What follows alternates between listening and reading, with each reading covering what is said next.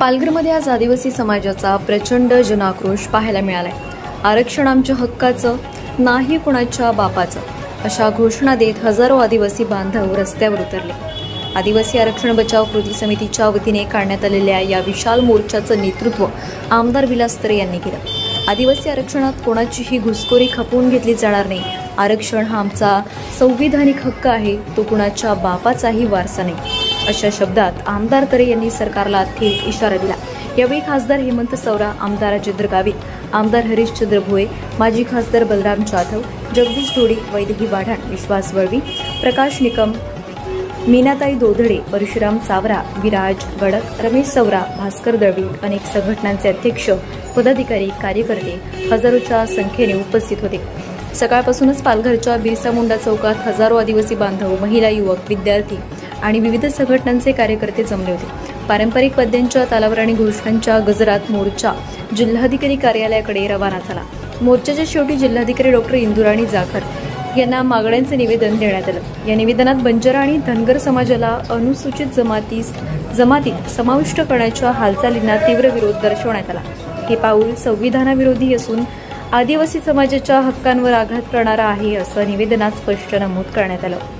समस्त सकल आदिवासी बांधवांनी या ठिकाणी आमदार विलास तरे, त्याचप्रमाणे मी स्वतः आणि आमचे सगळे खासदार आणि आदिवासी आमदार भोये साहेब असतील, या सगळ्यांनी एकजुटीने आणि जेवढ्याजवळ या ठिकाणी 65 आदिवासी संघटना आहे, या संघटनांनी सगळे पक्षविरहित मतभेद विसरून बंजारा आणि जे धनगर आरक्षण आहे, या धनगर आरक्षणाला या ठिकाणी त्या ठिकाणी आदिवासींमध्ये समाविष्ट करू नये, अशा प्रकारे या ठिकाणी ही मागणी आहे। आणि सगळ्यात महत्त्वाचं 1884च्या गॅजेटमध्ये आणि 1909च्या गॅजेटमध्ये आणि 1921च्या गॅजेटमध्ये हे या ठिकाणी संघटनांचे धनगर समाजांचा आणि आपला बंजारा समाजाचा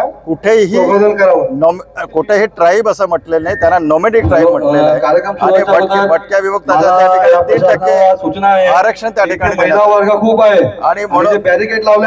हैदराबाद गॅजेट हा गॅजेट लोक आपलं घटनेपेक्षा श्रेष्ठ नाही आणि त्यामुळे घटना ही श्रेष्ठ आहे।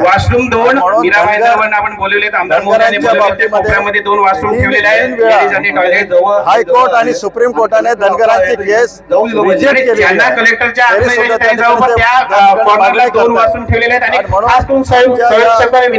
आदिवासी समाजाची मागणी आहे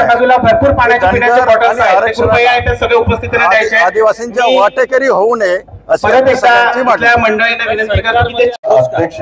जिल्हाधिकाऱ्यांना संपूर्ण महाराष्ट्रामध्ये असा विषय आपल्याला बघितलं असेल की बंजारा समाज आणि धनगर समाज हे संविधान विरोधी आदिवासीमध्ये घुसण्याचा प्रयत्न करत आहे आणि सरकारवर दबाव टाकण्याचा प्रयत्न करत आहे।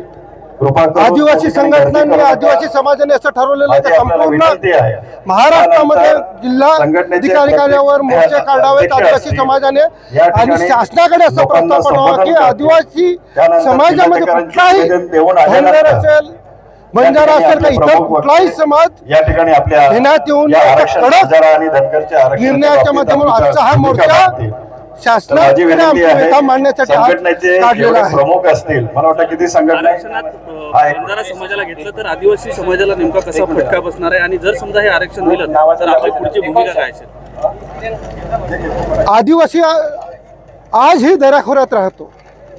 माझा आदिवासी आरक्षण बचाव कृती समिती सर्वांचं महत्वाचा विषय असेल का त्या मूळ प्रवाहामध्ये यायला लागलेले आहेत आणि अशाच वेळेस बंजारा आणि धनगरांनी सरकारवर दबाव टाकण्याचा प्रयत्न केला, पण आदिवासी स्वस्थ बसणार नाही।